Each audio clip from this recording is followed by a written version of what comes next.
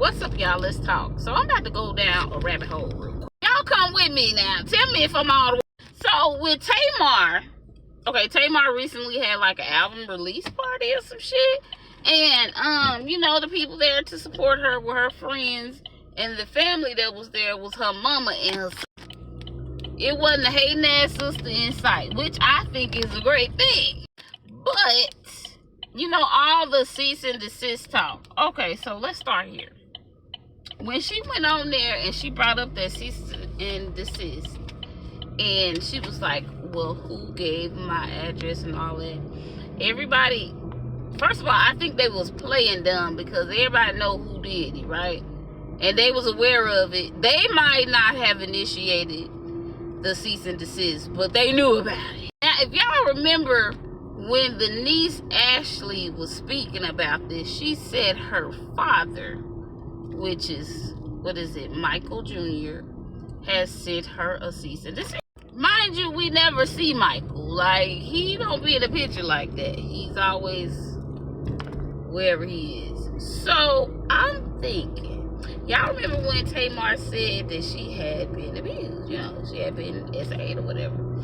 And it was on, I want to say, a young little show where Tamar said she was at home by herself a whole lot. You know, like, she said the dad would leave at like 5 o'clock in the morning. He wouldn't come back till midnight. And she said it was every day. He was like, I'm sorry, I'm genuinely asking, you know, was it every day? Like, nigga, was you drinking back then for you to not remember that you was leaving home and not coming home till around that time? Now, I just seen that snippet. I don't know where the hell the mama was, if that's the case, if she was by herself.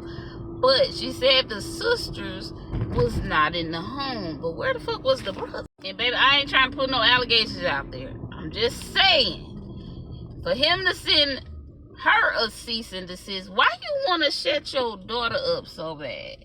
And then now you want to shut up Tamar. I mean, it was given, you scared something might come out that Tamar might say. You know what I'm saying? It's almost given like the brother could have been the culprit. And meaning the culprit as in the one that Tamar said she was SA by. These are all assumptions, honey. It's just looking like that right. And you remember she said she didn't say nothing for the longest. She just kept going on like nothing ever happened, you know. And she kept it to herself. But I guess at some point she told, because y'all remember when they went on Youngla, she said Tawanda went up and told about that situation, trying to get, you know, push her to talk about it. She said even when she was going to therapy, she just didn't want to mention it. And it's like, girl, for her to be so close mouth about who it was and not want to say nothing, it feel like whoever it was definitely somebody extremely close to her. And for the brother to be want to cover up the fact that another grown ass fucking man was trying to seduce his teenage daughter at the time, why you trying to cover that up? I mean, I get he probably don't want Ashley to be talking about how he was abusing her physically, but why are you trying to close her up all the way? You know what I'm saying? Like, it's given you don't want something else to come out. And you know what? The way Ashley talk like it's more to say, but she not gonna put it out there. And now these are all, again, assumptions and what is like looking like to me, like what is really giving, because why you didn't want to support your daughter? You getting a little bashing, just a little, not much, but why?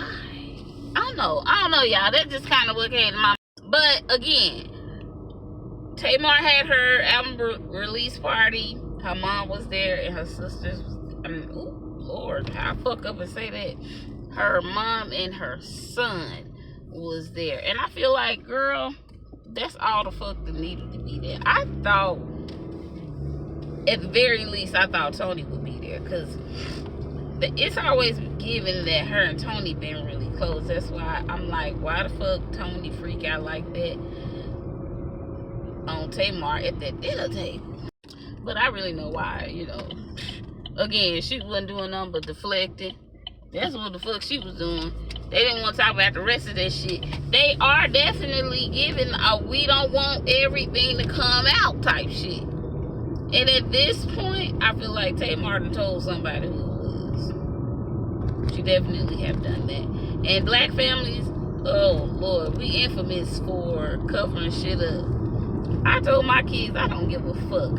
If you feel like something ain't right, say something. Don't be around here thinking because motherfuckers say, oh, if you do this, if you tell, I'm gonna do this. No, fuck that. Because you be fucked up in the long run. Look at Tamar. That motherfucker is traumatized. Everybody, I feel like Tamar is misunderstood.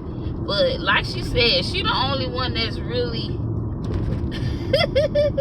you know, into the Lord. Like it's not even Tony for real. Like I said, I think, you know, sometimes her delivery just be weird and fucked up and, you know, animated as they say, but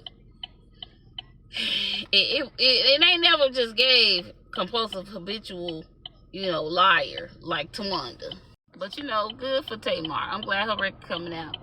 And from what I've heard, shit, good thing. But baby, I gotta get hold to that Mendices video, cause I ain't seen nothing but like little snippets, and I ain't never seen Mendices like that with his own wife. I don't think nobody has seen Mendices on a bitch like that. I'm sure they like that maybe at home, but I ain't never seen it. So I'm gonna have to go check that out. But y'all, I just had to get that off my chest. It's giving Michael Jr. ain't shit either. I don't know how deep that runs, but you know what happens in the dark eventually comes to the light. Just